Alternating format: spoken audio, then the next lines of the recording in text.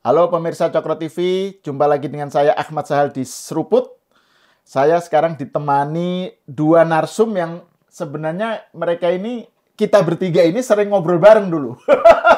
Di Teater Hutan Kayu ya, di Betul. Gede Tempo. Jadi ini kayak sebuah Reuni. kelangenan. Reuni. Reuni. Tapi yang kita bicarakan tetap isu-isu yang mutakhir. Iya. Selamat datang Gus Ulil. Makasih Mas Selamat Hal. datang Bro Andi. Terima kasih. Ya, ini kebetulan juga bajunya Putih sama-sama semua. putih ya. Kita nggak janjian loh ya. Nggak janjian padahal, ya betul. Nah, ini saya mau bicarakan tentang, saya kira menarik nih, pidato Pak Prabowo di acara ulang tahun Gerindra ya, yang ke-17. Dan kebetulan Bro Andi datang sebagai hadir-in. Hadir Out, bukan Hadir hadir out. out gitu. Jadi, nah itu kan yang menarik itu kan, ini masih lagi-lagi saya fokusnya itu tentang hubungan Prabowo dengan Jokowi ya. Ya, Bagaimana menarik itu. narasi tentang relasi keduanya gitu kan. Kan sebelumnya Pak Prabowo menyatakan di acara Muslimat ya kalau nggak salah. Betul, ya, di Surabaya. Di Surabaya dia bilang ada yang pengen memisahkan Jokowi Prabowo. Terus ya itu anggap aja sebagai lelucon gitu kan. Nah, kemarin Para pengamat-pengamat yang pinter itu itu juga Ada kalimat itu, betul. selalu Iya. disindir begitu. terus gitu sambil dengan gaya khasnya Prabowo yang sekarang lebih rileks ya. Nah, kemarin juga di acara Gerindra itu diulangi kan, terima kasih pada Pak Jokowi, kemudian menyatakan bagaimana kontribusi dan hutang budi Pak Prabowo terhadap Jokowi dan seterusnya, dan dibalas oleh Pak Jokowi. Ini presiden terkuat gitu kan, sampai saking kuatnya nggak ada yang berani ngeritik. Yang dikritik, yang diserang selalu Pak Jokowi. Jokowi gitu. Nah, saya ingin mendapatkan testimoni dari yang hadir dulu. Betul, ya. Nah, Mas Andi gimana ya. Bro Andi melihat wacana ini secara umum? Kemarin itu saya pikir itu adalah pidato terbaik dari Pak Prabowo ya. Sangat rileks, kemudian juga dia secara menarik memaparkan apa yang menjadi gagasan dia, sekaligus juga penghormatan dia terhadap presiden terdahulu. Ya. Jadi acaranya itu berlangsung pada hari Jumat dan hari Sabtu. Oke. Pada hari Jumat itu khusus untuk partai-partai dari Koalisi Indonesia Maju, termasuk yang hadir adalah mantan Presiden Bapak Susilo Bambang Yudhoyono. Kemudian di hari Sabtu yang hadir adalah Pak Jokowi. Jadi di dalam dua kesempatan itu Pak Prabowo itu menegaskan bahwa dirinya beruntung, berterima kasih karena didukung oleh para presiden sebelumnya. Kata dia, saya ini didukung Pak Jokowi, saya didukung oleh Pak SBY, dan saya didukung oleh Pak Gus Dur, oleh Gus Dur dari langit, katanya. Ini disampaikan oleh. Jadi nggak mungkin waktu itu saya kalah. Saya sangat percaya diri bisa menang karena saya didukung oleh para presiden, kata dia. Jadi ini sangat menarik. Pada hari Jumat Pak Prabowo menyampaikan rasa terima kasih atas dukungan dari Pak SBY, dan pada hari Sabtu yang dihadiri oleh Pak Jokowi itu Pak Prabowo juga mengulangi hal yang sama dan bahkan memberikan salah satu contoh yang menarik hal. Jadi kata dia, kalian tahu apa itu Badan Gizi Nasional? Kapan itu dibentuk? Itu dibentuk oleh Pak Jokowi, kata dia. Jadi Pak Prabowo menjelaskan bahwa apa yang beliau kerjakan saat ini adalah bagian atau kelanjutan dari apa yang sudah dikerjakan oleh pemerintahan Pak Jokowi sebelumnya. Dan dalam pidato itu juga selama 2 hari Pak Prabowo itu menekankan tentang pentingnya persatuan para elit, persatuan para pemimpin bangsa. Jadi ini merupakan satu pesan yang sangat kuat, saya pikir, yang memperlihatkan adanya keinginan Pak Prabowo untuk semacam rekonsiliasi politik nasional gitu, untuk bersama-sama menghadapi situasi yang tidak mudah ini. Karena disebutkan juga Pak Prabowo bilang bahwa situasi atau tantangan ke depan itu akan semakin berat, kita butuh persatuan, kita lebih banyak butuh banyak kerjasama, sehingga dengan tangan terbuka Pak Prabowo ini ingin ada lebih banyak kerjasama untuk memperkuat kerja-kerja pemerintahan ke depan. Jadi saya pikir ini... Dan Pak Prabowo juga menyatakan ketidaksukaannya kalau Bu Megawati diserang kayak gitu. Betul, ya. betul. Jadi, Secara umum Pak Prabowo saya pikir positif gitu ya. positif. Jadi ini memperlihatkan satu sikap politik Pak Prabowo yang memang punya visi yang kuat tentang persatuan. Jadi ini kan terlihat juga ya. Mungkin ini juga bagian dari apa yang disebut oleh Pak Prabowo, dirinya juga belajar ketika dulu setelah kalah dari Pak Jokowi di 2019 malah diajak masuk ke dalam pemerintahan. Dan itu merupakan awal dari rekonsiliasi politik yang kita rasakan sekarang. Jadi saya pikir ini memperlihatkan satu pandangan Pak Prabowo yang clear bahwa persatuan nasional itu terutama saat ini adalah sesuatu yang sangat penting, yang sangat dibutuhkan karena kita menghadapi tantangan yang begitu berat di depan mata. Jadi ini saya pikir hal-hal yang penting di dalam pidato Pak Prabowo kemarin. Dan di hari terakhir pada saat dihadiri oleh Pak Jokowi ini menjadi jadi catatan yang menarik juga. Hari terakhir itu hari Sabtunya Hari ya? Sabtu ya, Pak Prabowo menyerahkan keris kepada Pak Jokowi. Saya nggak tahu, mungkin Gus Ulil bisa menjelaskan lebih baik dalam konsep tradisi Saya Jawa. ragu, karena Simbolnya keris itu kan tradisi abangan. Gus Ulil kan tradisinya santri. Kalau yang diserahkan itu kitab kuning, Kitab kuning baru. Paham saya. terus sorry. Ini mau memperlihatkan satu simbol penghormatan dari Pak Prabowo kepada Pak Jokowi, sekaligus juga simbol persatuan, penegasan persatuan bahwa kedua orang ini adalah orang yang tidak bisa dipisahkan, merupakan simbol persatuan nasional. Jadi kalau kita melihat hubungan antara Pak Prabowo sama Pak Jokowi ini memang tidak mengherankan, karena sebetulnya kan hubungan mereka ini terkait pada atau direkatkan oleh pada dua hal yang saling memperkuat. Yang pertama ini sifatnya emosional, bagaimana seorang Pak Prabowo tersentuh ketika dirinya dikalahkan oleh Pak Jokowi malah diajak masuk ke pemerintahan. Ini dianggap satu kepercayaan yang besar, satu sikap yang legowo, dan karena itu hubungan di antara mereka itu begitu erat sampai sekarang sudah terbukti jatuh bangun. Kemudian yang kedua ini hubungan yang sifatnya lebih strategis, karena Pak Prabowo itu sama seperti Pak Jokowi, bicara tentang kemajuan Indonesia, tentang tantangan ke depan, apa yang harus kita kerjakan ke depan. Sehingga Pak Prabowo kemarin juga menyampaikan tentang rencana beliau misalnya terkait dengan program makan bergizi gratis, kemudian juga dari mana sumber dananya, bagaimana beliau akan membangun satu super holding BUMN untuk memperkuat arah atau menjadi sumber pendanaan pembangunan dan lain sebagainya. Jadi saya pikir ada terus kesamaan juga itu hilirisasi, betul, melanjutkan dan memperluas hilirisasi yang sudah dikerjakan oleh Pak Jokowi. Jadi saya pikir kedua pemimpin ini punya visi yang sama tentang kemajuan, sehingga hubungan di antara mereka itu sifatnya adalah hubungan yang lebih strategis, bukan hubungan taktis elektoral 5 tahunan belaka. Jadi ini yang harus kita lihat. Dan yang kedua itu hubungan yang sangat emosional. Rileks banget kemarin ketika bertemu, keduanya berinteraksi dan lain sebagainya, saling lempar guyon.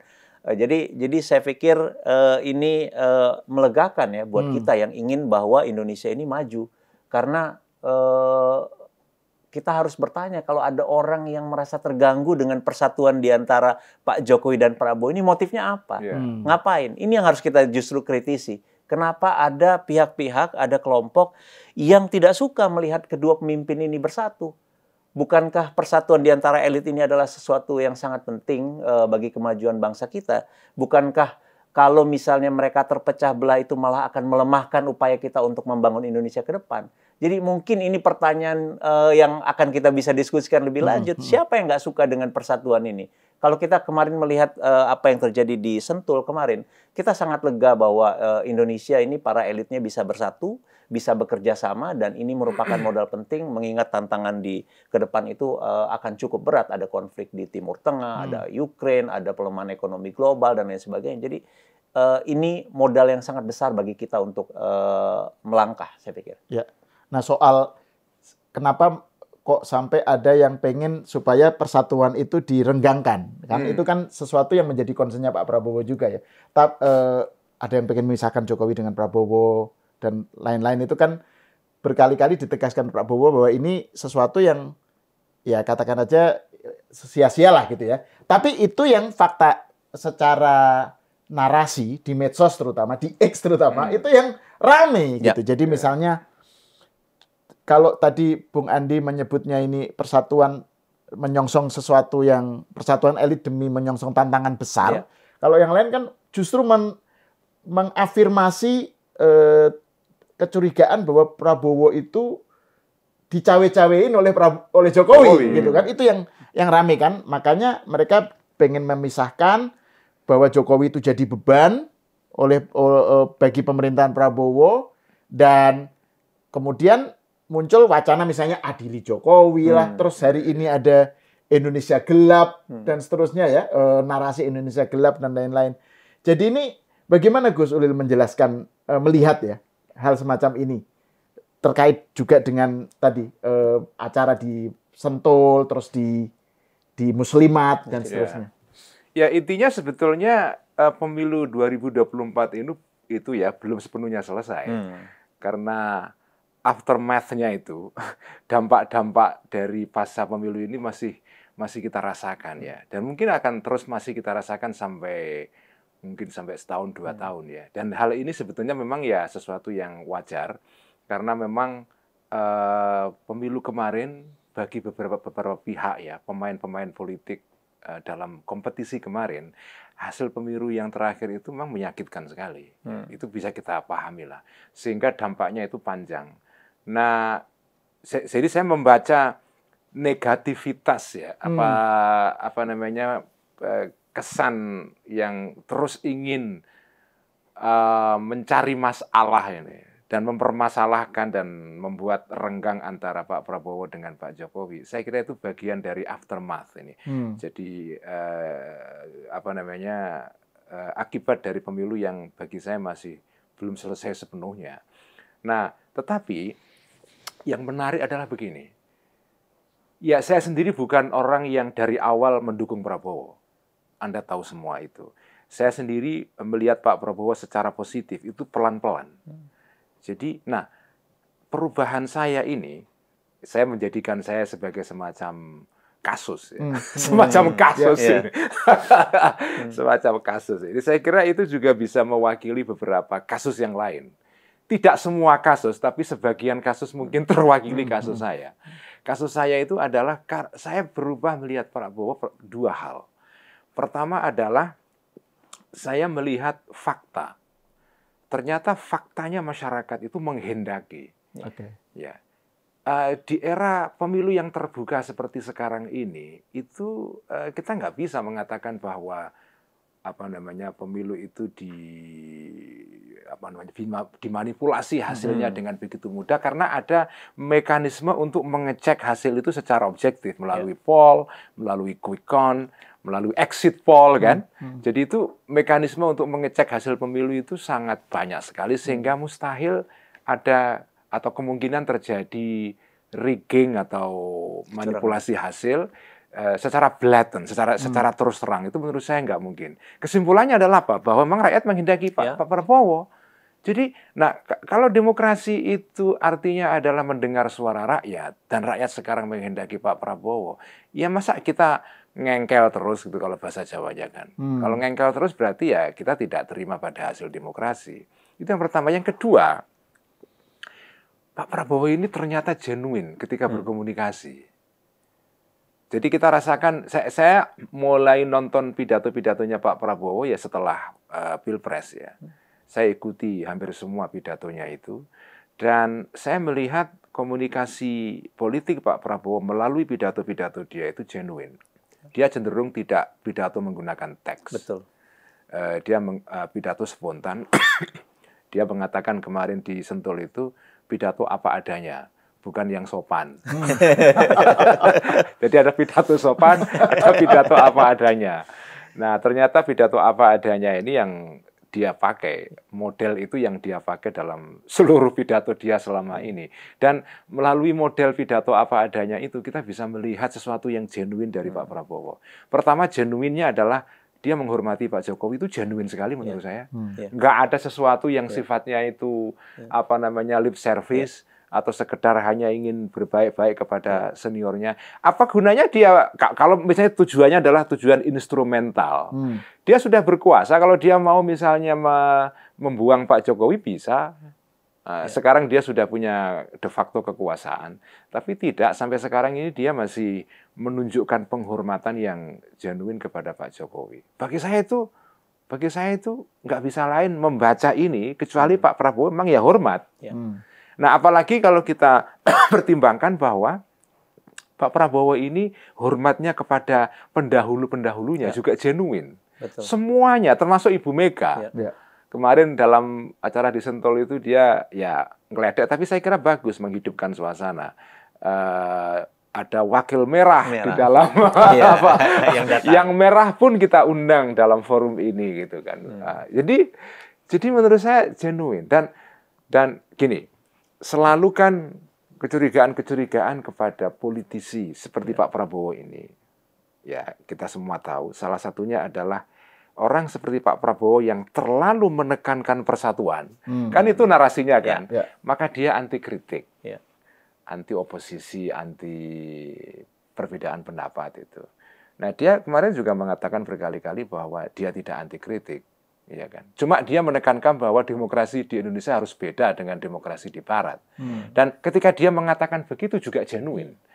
Dan mungkin kita bisa jadikan ini sebagai topik lebih luas lagi, Mas Sahal. Jadi sekarang ini memang ada satu tren global di mana sekarang ada aspirasi untuk menunjukkan warna nasional. Vis-a-vis atau berbeda dengan tren politik sebelumnya pada zaman Partai Demokrat sebelumnya di Amerika ya, di mana politik global itu ditandai dengan globalisme yang terlalu kuat sehingga seolah-olah kalau ada aspirasi nasional untuk beda. America first itu jargonnya sekarang kan, America first itu. Amerika dulu lah, jangan mikir yang lain-lain itu. Itu dianggap langsung ini neofasism. Ini ethnonationalism, neofasism, neonazism, dan segala macam. Jadi menurut saya istilah-istilah ini ketimbang menggambarkan realitas yang real, malah mengaburkan. Nah, menurut saya semangat Pak Prabowo juga begitu. Dia kepingin Indonesia demokrasinya beda. Dan bagi saya itu menarik. Kenapa tidak gitu? Kita menekankan persatuan. Dan kenapa persatuan? Karena memang ada proyek besar yang ambisius sekali. Kita kepingin Indonesia emas di tahun 45. Dan kita ingin, ini bagi saya tantangan besar loh. Bagaimana kita mencapai misalnya ketahanan pangan, ketahanan energi, kemudian mau menggenjot sektor pendidikan di Indonesia. Itu bagi saya ambisinya memang gede banget. Nah, ya memang kalau jadi presiden memang harus punya ambisi besar. Kalau enggak kan enggak ada semacam panduan untuk kedepannya seperti apa. Kalau kita menjadi presiden kok business as usual, itu ya nggak menarik kan. Pada Pak Prabowo kita melihat aspirasi untuk mencapai sesuatu yang gede banget.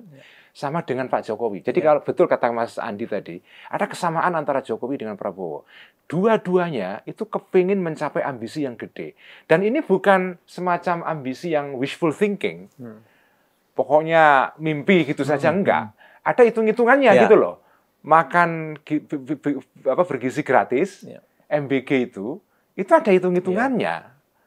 Dan ya saya tidak tahu detailnya, tapi saya dapat informasi bahwa itu hitung-hitungannya serius sekali, dikerjakan dan itu dikerjakan jauh-jauh hari sebetulnya oleh Pak Prabowo dengan timnya. Jadi ternyata ketika dia dalam kampanye itu usul makan siang gratis itu tidak hanya kalau bahasa Jawanya jeplak saja, hanya nyeletuk gitu loh. Ternyata itu well thought program itu. Itu sudah dipikirkan lama dan ada tim yang menggodok itu termasuk soal ketahanan energi itu. Jadi bagi saya, memang pekerjaan besar itu menuntut persatuan gitu. Ini bukan persatuan dalam pengertian kamu nggak boleh oposisi. Persatuan yang motifnya memang karena kita butuh kompak mencapai ambisi gede banget itu. Karena kalau enggak kita bisa kehilangan momentum ini kan. Betul. Dan soal momentum yang juga menjadi poinnya dari sejak zaman Jokowi kan. Nah tapi ini menarik nih soal persatuan dan kaitannya dengan tadi yang sudah kita singgung ya, pernyataan Pak Jokowi juga ya, yang Pak Prabowo ini saking kuatnya sampai nggak ada yang berani gitu kan. Terus akhirnya yang jadi sasaran yang jadi Jokowi gitu kan. Dan Pak Jokowi ikhlas. Nah ini kan kalau kita kaitkan dengan 100 hari lebih dari pemerintahan Prabowo Gibran kan ada sejumlah isu ya yang orang tuh larinya ke Jokowi kan, soal pagar laut, soal PSN, terus juga bahkan soal Harvey Muiz yang dapat vonis sedikit itu kan, terus itu kan sekarang naik kan, itu kan juga orang larinya selalu Jokowi gitu. Nah, jadi ada hal-hal yang membuat orang semangatnya itu kayak pengen menyelamatkan Prabowo dari beban Jokowi, gitu ya. Bahwa Jokowi inilah yang menjadi beban bagi Prabowo kalau diterus-terusin gitu. Itu kalau bahasanya Kamala Harris, unburdened with what has been. By what has been. Nah, itu kan sesuatu yang menjadi narasi seakan-akan Prabowo ini nggak kayak dikasih tahu lah itu oleh para pengkritiknya Jokowi ya. Hati-hati loh Jokowi bisa menjadi beban gitu. Ternyata Pak Prabowo menyatakan hal yang justru sebaliknya gitu ya. Bahwa justru dia berkali-kali menegaskan soal kedekatan dengan Jokowi gitu. Nah, itu Bro Andi lihatnya gimana itu soal narasi yang konsisten anti Jokowi di dalam lanskap politik Indonesia itu. Terutama di medsos ya. Iya, memang ini aneh, apalagi kalau misalnya kita melihat narasi ini konsisten justru disampaikan oleh kekuatan politik yang mengklaim diri sebagai partai nasionalis. Yang retorikanya adalah retorika persatuan, tapi sehari-hari ya kader-kadernya justru menebar perpecahan dengan politik pecah belah antara Pak Jokowi dan Pak Prabowo. Ini sangat kita sayangkan, karena sekali lagi upaya ini artinya ini upaya bukan hanya ingin memecah antara Pak Prabowo dengan Pak Jokowi, tapi juga memperlemah bangsa. Seperti dibilang oleh Gus Ulil tadi, yang kita perlukan saat ini justru adalah persatuan untuk mencapai sesuatu yang sangat besar, yang sangat ambisius tadi. Kita butuh kerjasama yang lebih kuat, bukan perpecahan, terutama di antara para elit. Sikap mengadu domba ini ya, apalagi alasannya kalau bukan hanya karena persoalan sakit hati, ada kepentingan sesaat, kepentingan jangka pendek, kepentingan kelompok, dan tidak memikirkan masyarakat. Jadi ini yang justru harus kita hindari. Tapi kalau kita melihat Gus Ulil, mungkin kita bisa cukup lega juga ya. Saya pikir tingginya approval rating Pak Prabowo itu memperlihatkan bahwa masyarakat itu kritis, masyarakat itu cerdas, mereka nggak mudah terhasut oleh narasi-narasi yang negatif tadi. Artinya dukungan kepercayaan masyarakat yang besar terhadap Pak Prabowo dan Gibran ini merepresentasikan satu sikap politik yang lebih positif di mata masyarakat terhadap pemerintahan baru, termasuk juga dalam konteks hubungan antara Pak Prabowo dengan Pak Jokowi. Mereka nggak ada isu dalam soal ini. Ini kan jadi isu di kelompok yang kalah. Ya harus kita akui seperti itu. Seperti Gus Ulil bilang tadi, ini ada residu dari hasil Pilpres kemarin yang masih sakit hati, dan ditambah juga ada kepentingan jangka pendek tadi gitu loh. Tapi di luar itu saya pikir kita harus mengapresiasi masyarakat yang tidak mudah terpecah belah. Mungkin kalau tadi Gus Sahal menyebut X, mungkin kita juga harus kritis terhadap X ya. X ini kan media yang mungkin sangat bias ya. Mungkin sebagian besar ini mewakili kelompok yang menengah atas, yang mungkin punya preferensi atau cara pandang yang berbeda dengan masyarakat pada umumnya. Contoh paling gampang begini misalnya. Kalau kita lihat ketika percobaan makan bergizi gratis pertama kali dipraktikkan itu, media X itu reaksinya negatif banget. Paling negatif. Negatif banget. Sangat-sangat negatif. Sangat negatif. Mungkin bagi kelas menengah atas, makan bergizi gratis ini nggak penting. Karena mereka bisa menyediakan makanan yang cukup, yang bergizi kepada anak-anak mereka dengan kualitas yang mungkin jauh lebih baik. Tapi bagi orang kebanyakan, bagi masyarakat, jadi yang harus dibayangkan itu adalah orang, anak-anak di pelosok, yang mungkin untuk mendapatkan protein itu dalam makan sehari-hari itu tidak mudah. Untuk makan dengan telur, untuk mendapatkan apalagi daging atau ayam, itu nggak mudah. Dan ini secara piramida ini jumlahnya sangat besar dibandingkan para kelas menengah atau kelompok elit tadi. Jadi saya pikir ini yang mungkin bisa menjadi satu refleksi juga kepada kawan-kawan kita di kelompok yang mungkin punya bias dari kelas menengah atas tadi, untuk lebih empati kepada masyarakat biasa, kepada masyarakat pada umumnya yang memang membutuhkan ini. Dan ini adalah program yang sangat baik. Apa yang dikerjakan oleh Pak Prabowo ini kan sesuatu yang sangat baik. Kalau dalam pandangan Amartya Sen ini kan ini cara membangun infrastruktur sosial melalui pendidikan dan kesehatan.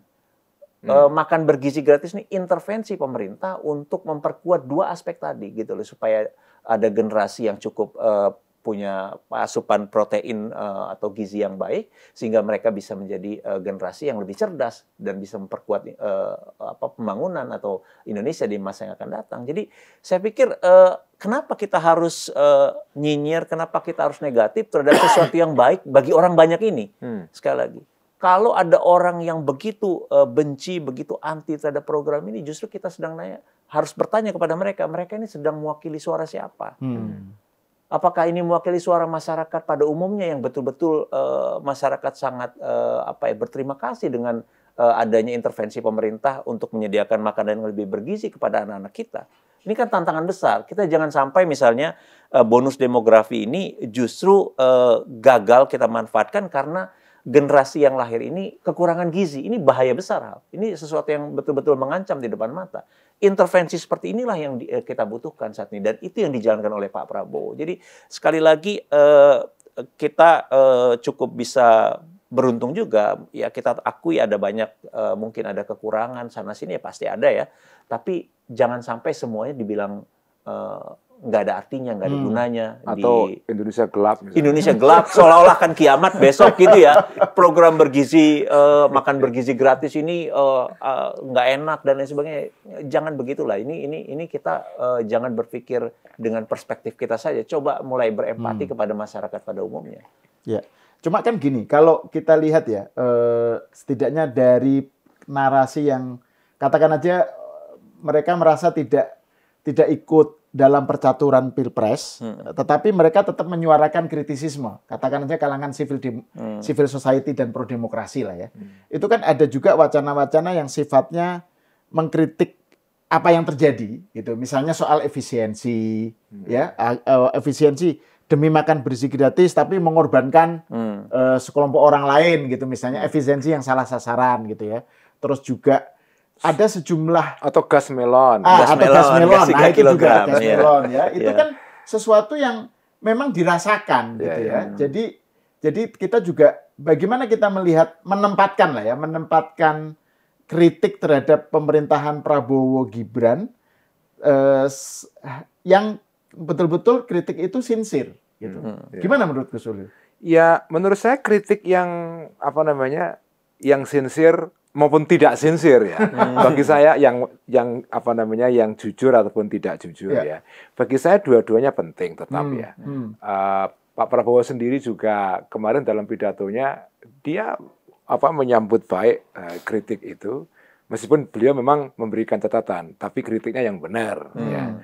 Ya, tetapi kritik yang tidak benar kan juga nggak bisa kita berangus juga. Pada akhirnya ada. Nah, cuma begini. Saya ingin memberikan catatan dua ya. Pertama, ini ada gejala menarik, Mas Andi ya, Mas Sahal. Gejala menarik itu di dalam, saya melihatnya di banyak negara, terutama Indonesia dan Amerika yang saya amati agak dekat ya. Yaitu ada keterpisahan, disconnect antara kalangan terpelajar dengan situasi real. Itu menarik sekali itu. Setuju. Jadi kalangan terpelajar yang pinter dan baca buku ya, mereka banyak informasi, itu juga perlu kita kritik. Karena mereka ini juga punya interestnya sendiri. Nah, mereka ini menurut saya kelemahannya adalah tidak memperhatikan situasi nyata dalam masyarakat itu. Ini terjadi di Amerika sekarang ini. Kenapa Partai Demokrat yang sekarang ini menjadi partai yang banyak didukung oleh kalangan terpelajar? Teman-teman kita yang sekolahnya di Ivy League di Amerika, perguruan tinggi yang papan atas itu hampir bisa dipastikan semuanya adalah pendukung Partai Demokrat. Dan mereka kaum yang pinter sekali. Nah, elit terdidik itu. Mereka itu juga sama, dikritik di Amerika karena mereka ini tidak bersentuhan atau bahkan cenderung menutup diri terhadap situasi real yang dihadapi oleh masyarakat. Dan akhirnya kalah Partai Demokrat di sana. Nah, di sini saya juga melihat gejala serupa. Jadi kaum-kaum terdidik itu memiliki, tanda kutip, memiliki mimpi tentang Indonesia yang mungkin tidak nyambung dengan mimpinya orang banyak. Ini bagi saya masalah. Jadi karena saya sendiri juga bagian dari kelas ini juga. Tapi kan saya mencoba untuk membuka diri ya. bukan saya lebih baik, bukan. Ya, saya sendiri bagian dari kelas ini dan saya pernah di situ dan sampai sekarang mungkin saya juga teman-teman saya itu semua. Nah, saya melihat kekurangan kelas saya ini ya, atau kelas ini ya terdidik ini adalah mereka kerap kali itu tidak melihat kenyataan real. Kalau saya menggunakan bahasa dalam debat soal lingkungan kemarin, mereka terlalu ideologis, tidak maslahat, gitu loh. Pendekatannya itu ideologis. Hanya mereka sudah punya semacam kacamata tertentu dan kacamata ini dipakai untuk lihat segala hal. Akhirnya mereka tidak melihat masalah real. Nah, ketika saya menggunakan istilah maslahat, multiple maslahat itu sebenarnya intinya satu, kita lihat masalah apa adanya saja. Memang ketika kita melihat masalah apa adanya, kita bisa berbeda pendapat, tidak apa-apa. Tapi kita melihat masalah, bukan ideologi gitu loh. Karena kalau ideologi itu Anda ketika melihat masalah itu twisted, distorsi. Anda sudah memfilter realitas berdasarkan preferensi ideologis Anda. Nah, kalau kita melihat masalah real, misalnya soal makan siang gratis ya. Makan bergizi gratis. Makan bergizi gratis ya. Oke, ini kalau saya pertama-tama melihat proyek atau program besar ini bagi saya adalah mimpi gede. Ini simbolis tentang bagaimana pemerintah ingin mengangkat manusia. Jadi kalau kemarin Pak Jokowi temanya adalah memperbaiki sarana material, infrastruktur. Sekarang ini infrastruktur berupa manusia. Itu simbolnya adalah diberikan makan siang gratis. Nah, tapi memang ini program gede banget seperti IKN. Begitu Anda punya program besar berskala nasional, pasti nanti akan berdampak ke yang lain-lain. Misalnya pemotongan ini itu pasti. Teman-teman saya yang sekarang lagi dapat LPDP teriak-teriak kan. Karena beasiswanya ditunggak lah ini itu ya saya paham. Tapi itu concern perlu diadres. Teman-teman yang beasiswanya sekarang tersendat itu juga perlu diadres. Itu penting, itu suara seperti itu perlu didengarkan. Nah, tapi jangan menganggap remeh program tentang makan bergizi gratis ini. Karena bagi saya ini mimpi besar yang bagi saya jalannya benar. Ini on right track. Ya, cuma diperbaiki saja lah nanti eksekusinya. Nah, kalau bagi misalnya kayak teman-teman NU ya, karena PBNU juga kerjasama dengan BGN untuk mengelola makan bergizi gratis ini. Dan BGN kerjasama dengan semua ormas ya. NU sebagai salah satu. Meskipun kata Gus Ulil kalau di kalangan NU itu sebenarnya sudah tahan lapar, ketahanan pangannya udah kuat. Sudah lama. Karena tahan tidak makan. Jadi ketahanan pangan itu pengertian orang NU orang pesantren itu adalah tahan tidak makan. Tahan orang mangan. Oke, sorry bisa dilanjutkan. Nah, jadi kalau insting teman-teman NU ketika mendengar program makan siang gratis, langsung sederhana instingnya. Ini menggerakkan ekonomi rakyat. Gitu. Nah, maksudnya kan, jadi ternyata insting masyarakat itu juga beda-beda. Insting kalangan terdidik itu langsung ini korupsi. Nah, kalau rakyat istinya lain. Ini menggerakkan ekonomi rakyat. Nanti beli sayur, telur, mie, segala macam dari rakyat gitu loh. Jadi, nah itulah kenapa saya melalui forum ini saya ingin mengajak teman-teman yang terdidik ini juga otokritik gitu.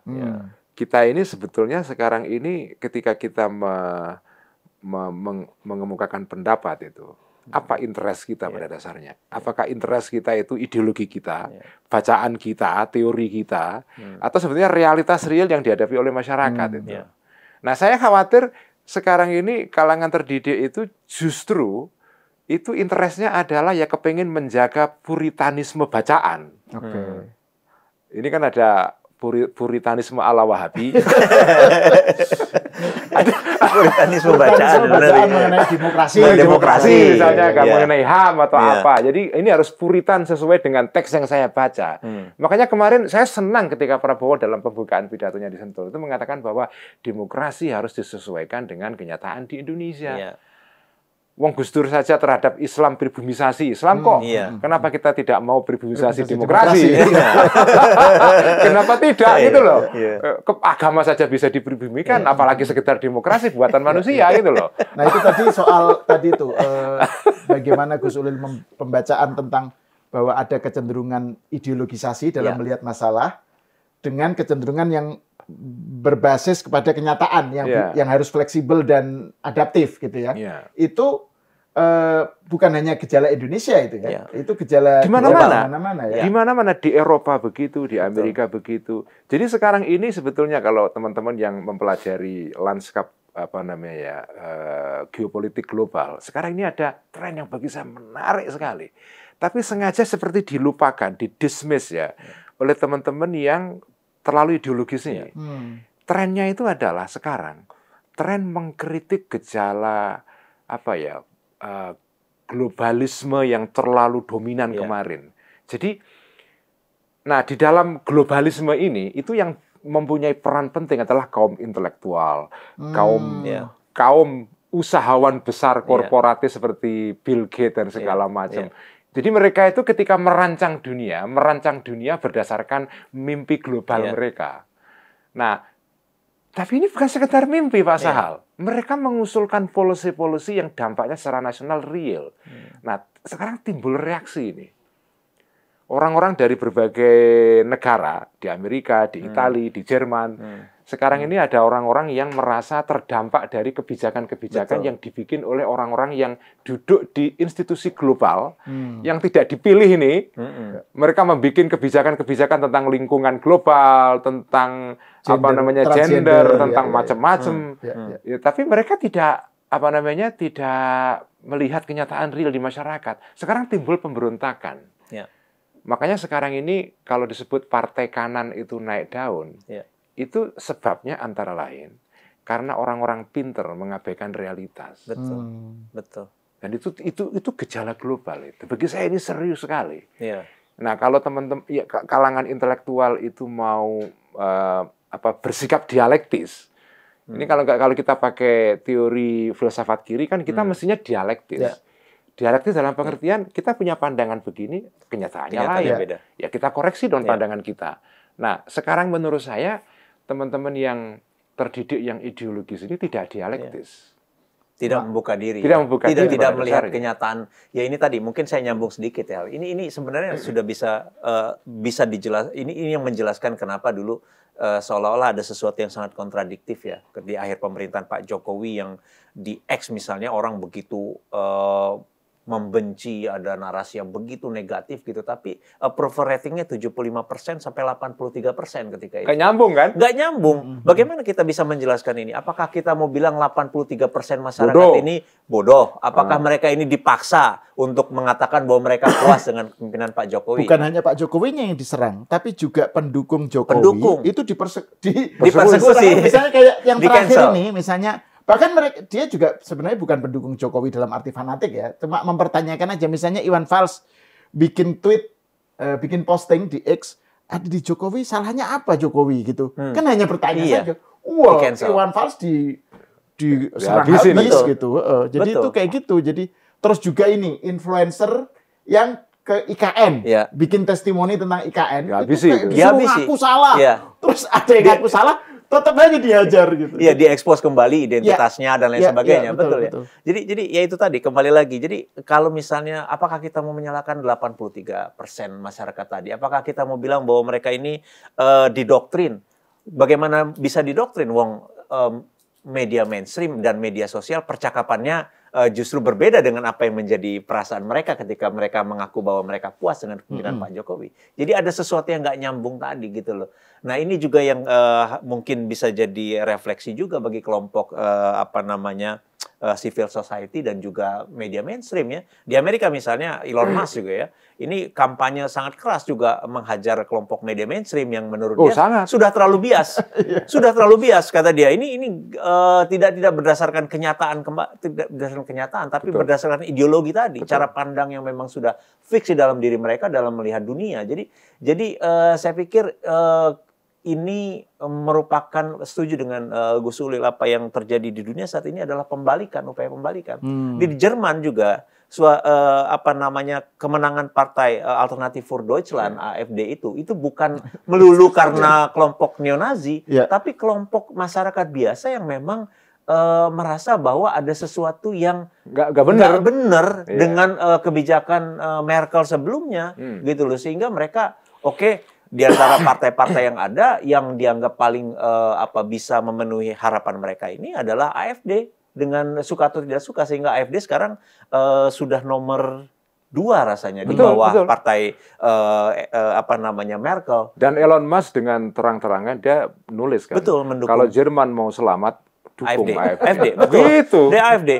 Jadi ini ada sesuatu yang lebih genuine tadi. Betul, yang gue sudah bilang. Genuine. Ada genuine, ada perasaan genuine dari masyarakat memperlihatkan ketidakpuasan terhadap cara pandang dunia yang sebelumnya yang mungkin dianggap lebih bagi mereka ini apa sih ngomong tentang tema-tema yang saya nggak pahami. Yang kita butuh adalah makan bergizi, yang kita butuhkan adalah sekolah yang gratis, kesehatan yang terjangkau dan lain sebagainya. Kenapa orang-orang ini begitu benci dengan apa yang dikerjakan oleh Dan saya mau melindungi budaya saya dari serangan para imigran. Betul, gitu kan. Itu kan sesuatu Jadi yang kemarin di Munich ada demonstrasi. Bukan ada yang serangan itu ya. Serangan betul. Mobil ditabrakkan ke massa. Ke massa, betul. Imigran Afgan kan. Betul. Jadi dan sayangnya pakai mobil yang saya suka itu. Saya nggak ingin Mini Cooper. Iya. Kurang ajar itu. Sayang mobilnya. Itu yang menarik ya. Gus Ulil dan Bro Andi menyebut soal Elon Musk. Yang menarik kan ini. Jadi kalau di X yang di Indonesia, itu kan kebanyakan justru yang menguasai, yang mendominasi itu kalangan yang negatif. Yang negatif. Menghakimi. Iya. Jadi kebenaran adalah anti Jokowi. Betul. Kalau kamu mengapresiasi Jokowi berarti kamu itu buzzer, atau kamu itu pokoknya brainwash, atau pokoknya sesuatu yang jahat, jelek. Jadi nyebokin istilahnya. Nyebokin rezim. Dalam level platform X yang secara global justru sebaliknya ya. Betul. Kalau secara global mungkin kita bisa bicarakan dalam sesi terpisah ini, Mas. Jadi secara global memang X sekarang ini menjadi platform yang memberikan suara kepada kelompok kanan. Nah, kalau Anda mau mengetahui aspirasi kelompok yang sebaliknya, kelompok kiri progresif ya, itu ada platform lain yang juga bagus, Blue Sky namanya. Nah, saya punya di dua-duanya. Jadi kalau jadi karena saya kan kepengen berpikir dialektis. Jadi saya lihat yang percakapan di Blue Sky apa, di di X apa. Karena terus terang, tadi benar yang dikatakan Mas Andi. Elon Musk kan kritik media mainstream. Di sana disebut dengan MSM ya, mainstream media. Itu kalau kita baca perkembangan dunia ini berdasarkan apa yang ditulis di dalam CNN, New York Times, The Guardian, Washington Post, atau bahkan Wall Street Journal. Itu kalau kita baca hanya di sana, kita hanya mendapatkan gambaran separuh. Nah, separuh yang lain harus kita dapatkan dari percakapan genuine yang berlangsung secara spontan di masyarakat ini. Memang trikinya adalah kalau kita baca yang percakapan spontan di media sosial ini, kita bisa tertipu juga. Kita harus kritis juga. Makanya saya berusaha untuk melihat percakapan di 2 platform sekaligus. X saya lihat, Blue Sky juga saya lihat. Blue Sky ini kebanyakan isinya yang kaum Demokrat, kaum Demokrat, kaum Kamala Harris, pendukung Biden di sana. Nah, di situ kita bisa melihat ini yang saya lihat sebetulnya bukan hanya situasi di Amerika. Bagi saya ini gambaran global sebetulnya. Karena kita kan sekarang ini ya terhubung satu dengan yang lain ya. Gejala yang terjadi di Eropa atau di Amerika itu resonansinya juga ada di sini juga. Nah, saya kadang-kadang kalau melihat perkembangan politik di sini, itu ada kemiripan-kemiripan yang banyak dengan situasi global. Salah satunya tadi itu disconnect, ya, ketidaknyambungan antara kalangan terdidik dengan situasi real. Itu ternyata gejala global itu. Gejala global itu. Dan bagi saya ini patut menjadi semacam otokritik lah bagi kalangan terdidik, karena kalangan terdidik itu punya kemampuan membangun narasi. Begitu narasi yang mereka bangun kemudian dominan, tapi kemudian narasi ini narasi ideologis yang mentwist, mendistorsikan realitas, kan bahaya sekali. Bahaya sekali menurut saya itu. Dan ini sebenarnya isu yang menarik dan mungkin cocok dibicarakan pas Ramadan ya, karena sangat bernuansa diskusi pemikiran tentang peranan intelektual. Betul ya. Ya kan, peran kalau intelektual. dulu wacananya itu kan intelektual itu melacur kalau dia memprovokasi penguasa gitu, mendukung puasa, penguasa gitu. Misalnya lagi Mas Sahal ya, selama ini kan ada gambaran yang disebut dengan civil society yang genuine harus melawan pemerintah. Harus kritis. Itu bagi saya juga, loh kenapa? Kayak kemarin Pak Prabowo, ini kenapa kok ada istilah 100 hari itu? Dari mana itu?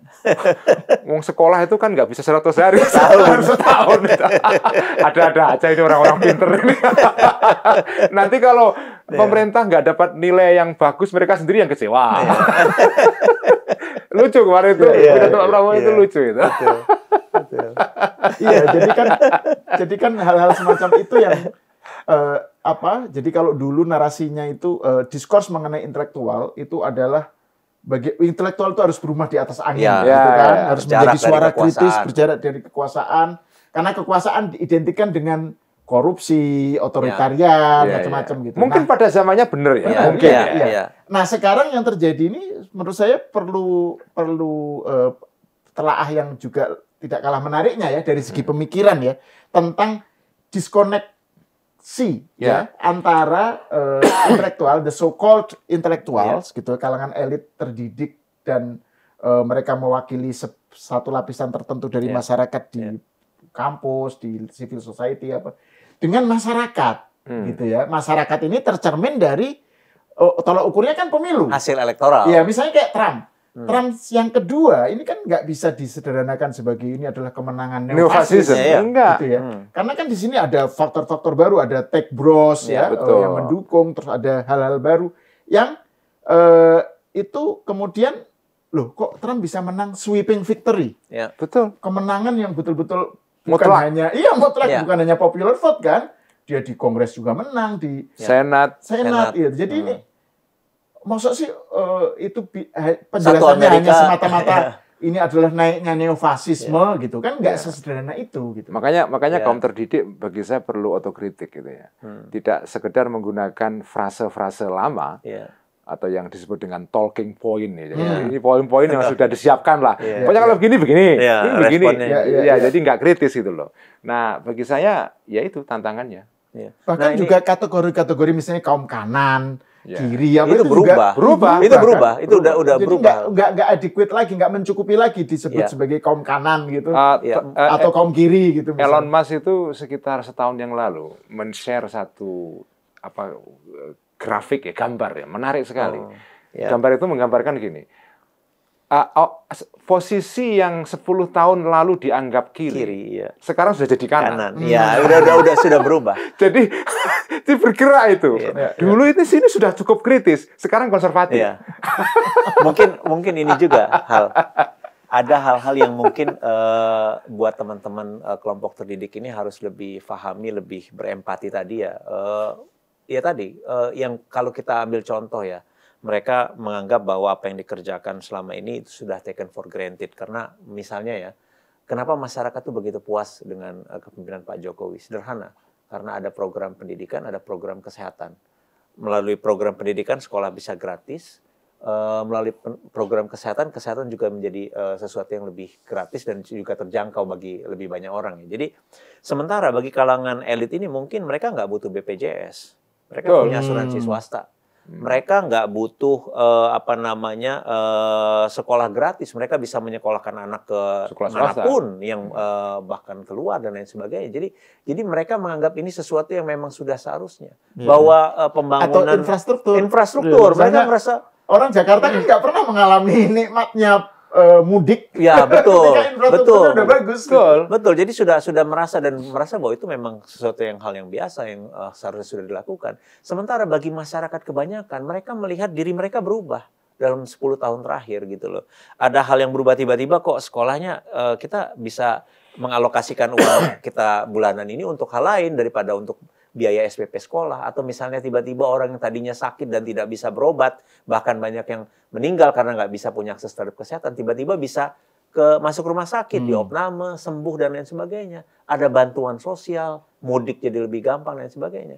Perasaan-perasaan seperti ini yang tidak dirasakan oleh kelompok terdidik tadi, yang memang mereka nggak butuh itu. Jadi memang ini yang menjelaskan kenapa Pak Jokowi dan juga Pak Prabowo ini sangat populer di kalangan menengah bawah, yang itu jumlahnya sangat besar secara piramida sosial gitu loh. 80% itu masyarakat menengah bawah gitu loh. Tapi sementara ada ekspektasi yang lain dari kelompok menengah atas yang mungkin kebutuhannya udah beda. Kalau buat masyarakat biasa dapat protein dalam menu makan siang itu sudah sesuatu yang sangat berharga. Sangat berharga. Bisa sekolah gratis itu berharga. Tapi buat kelompok ini ngapain saya bisa beli makan yang lebih enak, bisa berobat ke tempat yang lebih baik dan lain sebagainya. Jadi saya pikir ini perlu ada satu refleksi ulang untuk melihat atau berempati kepada keadaan masyarakat biasa pada umumnya. Dan disitulah saya pikir demokrasi bekerja dalam konteks ini. Dalam konteks ini kan artinya dalam artian pandangan-pandangan yang bias tadi itu tidak terrepresentasi dari hasil elektoral di pemilihan presiden. Orang tetap puas, orang tetap memilih Pak Prabowo pada akhirnya yang waktu itu berkampanye dengan pesan keberlanjutan. Jadi saya pikir ini satu catatan yang juga mungkin masyarakat juga harus mulai melihat dengan lebih kritis pesan-pesan terutama di platform X yang saya pikir udah noise-nya sudah sangat terlalu besar gitu loh, sehingga kita tidak bisa objektif lagi melihat keadaan gitu loh. Oke. Kalau Gus Ulil sebagai concluding remarks ada nggak pernyataan Gus Ulil tentang yang kita bicarakan ini sebelum kita menutup? Ya, saya terus terang punya harapan besar ya kepada Pak Prabowo ini. Harapan ini bukan sekedar harapan yang ngawang-ngawang, tapi harapan yang berdasarkan terhadap kenyataan yang sekarang ini ada. Jadi saya melihat pemerintah ini punya niat besar, punya keseriusan, dan juga punya dukungan politik yang karena itu penting sekali. Kalau kita punya niat besar tapi tidak punya dukungan politik kan tidak bisa ya. Pada akhirnya kan itu. Nah, Pak Prabowo punya itu semuanya, dan Pak Prabowo juga tidak menegasikan kritik, ya. Kritik. Makanya saya itu berharap betul. Saya mengatakan berkali-kali ini, pokoknya kalau bisa Twitter atau X itu jangan diberangus lah. Apapun yang terjadi di sana, udah biarkan saja. Medsos ini bagi saya gambaran yang bagus juga tentang apa yang terjadi. Kita bisa nggak setuju ya, tapi ini gambaran. Soalnya kalau X diberangus juga Gus Ulil nggak bisa woro-woro tentang pengajian. Nggak bisa ya. Dan nggak bisa siaran ngaji lewat Twitter. Dan bukan hanya ngaji, tidak bisa ngikuti perkembangan tenis. Itu saya belum lihat. Belum update saya. Gus Ulil itu selalu kayak pengen showing off. Saya lagi nonton pertandingan tenis. Pertandingan tenis ya. Iya, kalau nggak ada X, betul. Kemana coba cerita? Saya berharap Twitter ini dan X ini terutama terutama X ini. Betul. Jangan inilah. Dan yang menarik loh, Trump itu, Biden kemarin di ujung pemerintahannya kepingin memblokir TikTok. Oleh Trump di on hold. Dibuka, Bagi saya, jadi pemerintahan atau kekuatan-kekuatan yang selama ini disebut kanan itu sebetulnya mereka tidak anti kritik pada dasarnya. Jadi saya dalam podcast di tempat lain di sini juga Authority itu saya mengatakan bahwa kelompok-kelompok yang kalau di Amerika disebut dengan liberal atau kiri itu sebetulnya mereka intoleransinya juga tinggi. Terhadap pandangan yang berbeda. Mereka melakukan censorship macam-macam. Nah, makanya saya tidak khawatir Pak Prabowo ini nanti anti kritik ya. Jadi sampai detik ini pun itu sudah banyak persepsi-persepsi yang sudah ternyata keliru mengenai Pak Prabowo ini. Pertama misalnya nanti kalau sudah berkuasa beneran Jokowi paling di 4 keliru kan. Dia akan mengabaikan Gibran, keliru. Ya kan. Dia akan mematikan demokrasi kembali orde baru. Sekarang juga agak terbukti kan. Dia santai-santai saja. Dan bagi saya meskipun mungkin orang bisa berbeda pendapat soal kebijakan Bahlil kemarin soal gas melon itu, begitu reaksinya keras dari masyarakat, Pak Prabowo langsung mengubah, mengkoreksi. Cepat sekali mengoreksi. Itu kan harus diapresiasi. Bahkan misalnya tadi Harvey Muiz, betul. Sekarang banding lebih tinggi kan gitu.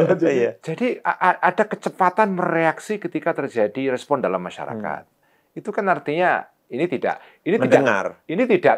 gejala otoritarianisme sama sekali enggak sebetulnya. Betul. Jadi saya sih punya harapan besar, dan ya kita kepingin semua lah Indonesia itu nggak kalah lah dengan kalau ngejar Cina mungkin susah lah ya.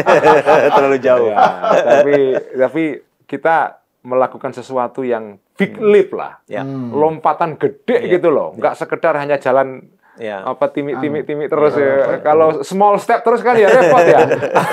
Ini bangsa gede, kita harus big step ini kadang-kadang lah. Pak Prabowo ini sekarang sudah punya niat big step, punya kekuatan politik yang mendukung big step-nya ini, dan genuine niatnya, dan dia juga punya teknokrasi, orang-orang yang punya keahlian, yang bisa membantu ini.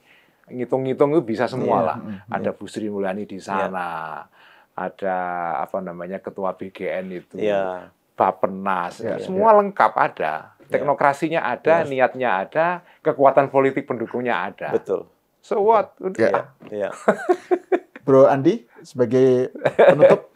Ya, saya pikir sekali lagi terkait dengan hubungan Pak Prabowo dan Pak Jokowi ya. Jadi kita menginginkan tentu semua mantan presiden, semua elit politik ini bersatu ya. Tidak ada upaya memecah belah, saling membenci dan lain sebagainya.